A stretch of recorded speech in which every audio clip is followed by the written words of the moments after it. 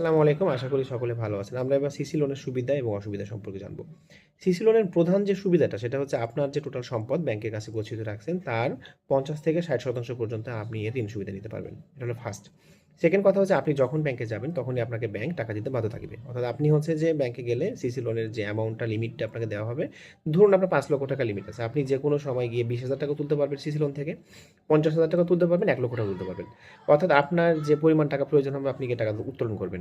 আপনি যে পরিমাণ টাকা তুললেন ঠিক সেটুকুর উপরে ইন্টারেস্ট আপনার আসবে এবং আপনি যতদিন রাখবেন, সাপোজ আপনি আজকে সকালে তুললেন, বিকালে গিয়ে জমা দিয়ে আসলেন। তার মানে কিন্তু আপনার ওই দিনের জন্য কোনো ইন্টারেস্ট পে করতে হবে না। সিসি লোনে এটা হচ্ছে সবচেয়ে বড় সুবিধা। অসুবিধা হচ্ছে যে এই লোনের ইন্টারেস্টের হারটা অনেক বেশি। সাধারণত ইন্ডিভিজুয়াল যে লোনগুলো আছে বা অন্যান্য যে লোন আছে, এই লোনগুলো চাইতে ইন্টারেস্টের হারটা অনেক বেশি। তাই আপনাকে খুবই সচেতন থাকতে হবে এই লোনটা নেওয়ার ক্ষেত্রে যে আপনি জাস্ট ততটুকু নিবেন এবং নেওয়ার পরে সাথে, সাথে গিয়ে টাকা জমা দিয়ে দিবেন। আপনি কখনোই টাকা আপনার কাছে রাখবেন না।